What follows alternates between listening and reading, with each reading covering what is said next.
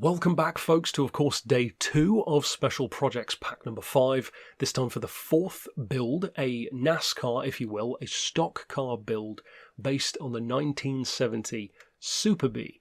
Now, I must admit, full exposure, and feel free to correct me in the comments for those aficionados of old school NASCAR, I'm not actually aware, and I wasn't able to find, what the real numbers of a car like this would have been in real life. So I've made more of an educated guess. Hence 425 horsepower, 1300 kilos, and as a result, just under 640 points. Those numbers could be way off, probably are, but those are the kind of numbers which to me seemed believable for a car of its type. So if you know for a fact, or if you're familiar with old school NASCAR or stock cars, or maybe even this exact car, the number 50 model, which I happened to see while looking through different stock car liveries and it really just jumped out at me, then of course drop it down in the comments. As far as the build itself, first of all, though, you do want the wide body kit for this one. There are at least 2 players, actually, who have done this livery. Slightly different on the 2. One is with the wide body and one's without. So it depends which one you want. I've gone for the wide body because it looks more accurate to the real car. We've got the Stage 1 weight. As far as club sports, we've got the bored-out engine, high-lift cams, and of course some of this is not accurate at all to the real car. But again, I wanted it to get up to believable numbers. We've got the power restrictor, Stage 2 weight, ballast.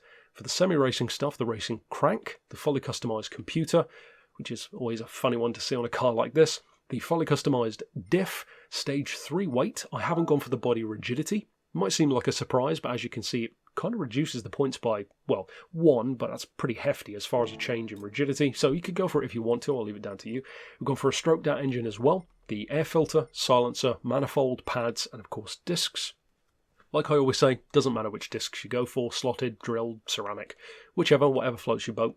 We've gone for racing clutch and flywheel, suspension, transmission, and racing hard tyres. For the extreme stuff, nothing is fitted, and likewise for the ultimate stuff. I guess you could go for the carbon prop shaft. I'll leave it down to you. Not exactly realistic to a car of its time, so I haven't opted to do that, but like I said, it's your choice. And as far as the actual settings, which again are probably way off compared to the real car, but hey, at least it's fun, we've gone for the racing hard tyres. As far as the suspension, 95mm, so as low as it can go. That can sometimes cause some issues, but for this one I think it works pretty well. We've gone 4 on anti-roll, 30 for the compression and the expansion, so the lowest it can go for that in particular, and then midway for the compression. The frequency, though, is much higher, 2.5 front and back, 3 degrees of camber, toe out 0.10 on the front, toe in 0.20 on the rear. I've opted for perhaps an unusual diff setting of 1010. Give it a try, see what you think. As far as the transmission, it's pretty much a 4-speed setup most of the time, so 320 kilometers an hour. As far as the ballast, I've added 166 kilos, so technically you can make the car a hell of a lot lighter than I have. So again, if somebody comments down below, oh no, actually these cars were like 1150 kilos, then by all means take all of that weight out of it. I have no issue at all there. But to me, 1300 sounded like it should be about right. I can imagine them being heavier than that, maybe even 1500.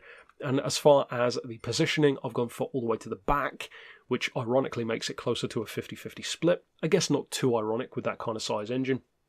As far as the ECU, I dropped it down to 425. No particular reason why, just went for that. We've got the highest downforce on the front. Doesn't have the adjustable rear wing though. And then as far as the rest, of course, you can just see all of the different parts that I've fitted. So naturally, all that remains is to jump out to a track to show you guys what it can do. And in terms of how this car actually performs, I will say that this particular pack has kind of a combination of some cars which are super easy to drive, like the 911 GT3 Cup or the Lamborghini, which are super grippy, super forgiving, even, the Mines Skyline, whatever. But then there are others like this one, and 1 or 2 that are still coming up, which definitely require a bit more respect. In some cases they demand more respect. This one, I'd say it's more of a middle ground. It can bite back, as you'd kind of expect. But if you do respect it, if you use it well, it's a properly quick car. I was going to say a properly quick little car, but I guess it isn't little, it's a very large machine. So in terms of using it, it can have a little bit of back-end wiggle, a bit of a snap oversteer, but that's mostly throttle-based, which I guess is an obvious thing to say, but the result is if you ease out of a corner and roll onto the throttle, it's much easier to use than if you try and be snatchy with it, because it's got a lot of torque, a lot of power, it's not that heavy, and of course you can easily spin up those old girl tyres that this has. So if you are going to use it competitively, you will need to get some practice down. If you're going to just use it for fun or against AI, then of course have at it and be drifting all over the place if you want to, but ultimately it feels about right to what I wanted. Because on the one hand, yes, it is a race car, and it can definitely have the pace of an older race car, but you don't want it to feel too good or too forgiving. Because, as I've said before, these special projects are not designed to feel like what a NASCAR would feel like in the game and then tuned. It should feel more like what a NASCAR would feel like when it's just been brought to the game and you haven't done anything to it, if that makes sense. So if you do decide to use it, I hope you have a lot of fun with it. It's definitely more of a specialised, more of a niche build. NASCARs don't tend to be something that I do that often. And of course, I would love feedback if you do enjoy it, and especially if you do know what real numbers the car would have had, because I at least couldn't find those online. So, of course, either way, comment down below with your thoughts, and naturally stick around for the other builds coming up this week. And of course, check out the ones which we've already done earlier today and yesterday as well. But for now, as always, thanks for watching.